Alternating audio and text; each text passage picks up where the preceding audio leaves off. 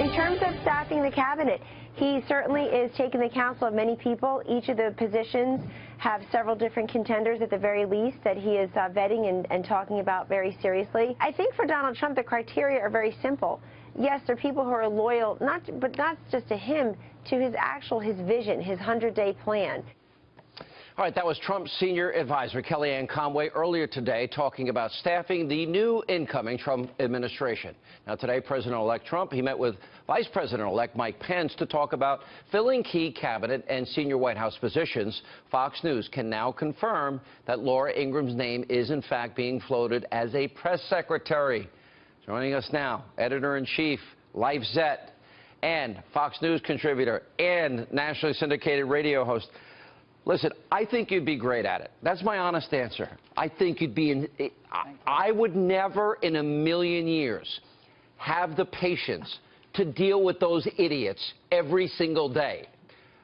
Good luck if you take it. On. I would not have the patience. Why don't you do it? No, I'm under. No, Sean, no, thank you. Can't we do something where, like, I'll go one day, you'll go the next. I'll go one day, you'll go the next. Maybe we can co-host from there. We'll do a show. How about this? If you do become press secretary, let me co-press secretary for a day with you. It's sort of like bring your BFF to work day, you know?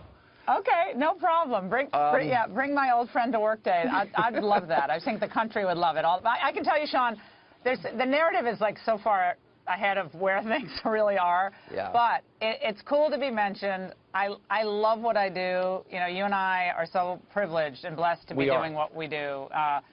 I just love talking to the American people every day. That's no exaggeration. It doesn't mean like every day radio is easy. It's not. But it is such a, I mean, it's just a blessing. It's a privilege. So I love my life. I love what I do. It's nice to have your name thrown in the ring. But there are so many great people that they're considering, not just for this position, but for a lot of positions. And there are a lot of people who are my friends. And I'm like, you know, we'll see what happens. But I like what I do right now, to tell you the truth. You said you're honored to be under consideration. If I had to press you a little bit, and I'm not pressing you, you're a friend, I'm not going to do that. If you had to make a decision now and you were offered the opportunity, would you do it?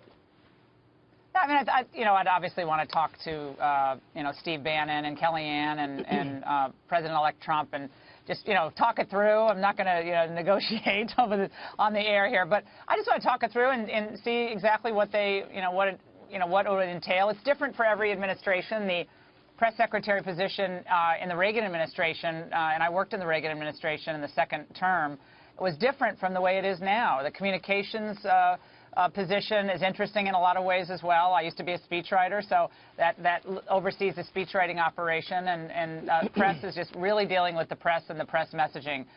So it changes, though. There are different parameters for these jobs. I think you do a great job. And certainly your background doing what you do here and your background in talk radio, look, most people don't realize you got to be on your feet for 3 hours a day, every day. Yeah. It is more difficult than I think the average person knows, but it also would be, I think, it would perfectly prepare you for that kind of task. The problem is we now learned in this election season that journalism isn't dead. It's dead and buried, and it's beyond not giving information to the American people or an informational crisis. There's outright colluding that we discovered between the media, Politico, the New York Times, CNN, MSNBC, CNBC. All these media outlets were colluding with Hillary Clinton's campaign, feeding questions before debates, asking for questions from the DNC that they can ask Donald Trump and Ted Cruz and Carly Fiorina. I don't know. I'd have a very hard time being in the room with those people every day, knowing that they have that institutional bias. And there might be some good journalists in there, but very few. I think there's a lot to be answered for in this election cycle. I think the press has to answer for getting a lot of it wrong. And without a doubt, every survey, it's not conservative surveys, but every survey on press bias indicates that an overwhelming majority of Americans believe it's slanted, and it was slanted toward Hillary. So if you're a journalist and this is your job, just like politicians have credibility problems right now. So to build back your credibility, if you're interested in doing that at all with the people who pay the bills, which are the people who buy the products that are advertised on your news programs, I think they have to give Donald Trump a fair shot. I mean, they're supposed to act as a check on the administration, too, for sure. But they have to be fair about it. And I think that's what most people are asking for, and that's what most people should expect from the press. And it's a difficult line sometimes for them to walk, Sean. But if they're going to be in that business, then do that job. If you want to be in a commentator job, then you can do kind of what we do. But if you're going to be a journalist, be a journalist, yeah, and do it fairly. And you can be tough, but fair. And I think if people are tough but fair, I think of people like Tim Russert, David Tim Brinkley. He was really special. Yeah. He's in a category of his own, and we could use more people like him in journalism. I bet he would be pretty disgusted. I knew him fairly well. You knew him well. I don't think he would like what has been discovered this election season. Yeah, and I think of people like Brit Hume. Remember when Brit was White House correspondent over at ABC? He was tough. And even Tom. Right, and even Tom Brokaw, when he was on the Today Show all those years ago, he's a Democrat. He's probably fairly liberal.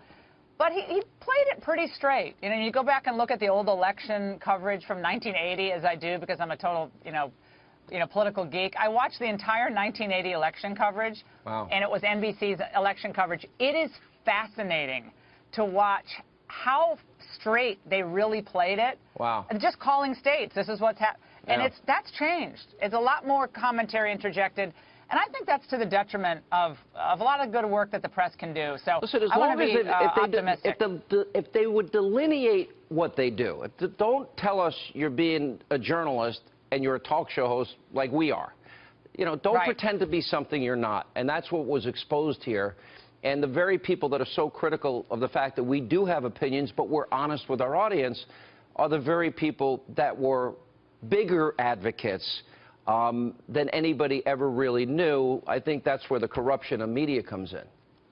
And I think there are a lot of websites that will try to come off as news organizations when they're not. They're platforms for more commentary and analysis. That's fine if that's what you are, but just don't pretend that you're the modern day reporter on the beat, and you're just trying to get at the truth. When what you're trying to do is you're trying to confirm your predisposed opinion to think that, whether it's Trump's terrible or Steve Bannon's this or Kellyanne's that, it's just transparent. And I think what we learned from this election more than anything, Sean, is that the American people are on to all of this, and they want better from all of us. And it's up to all of us, I think, and whether you're in government or in journalism or even doing what we do it as best as you can and try to be straight about it. All right. Well, good luck, and whatever your decision is, I know you'll do a good job. Thanks, Laura.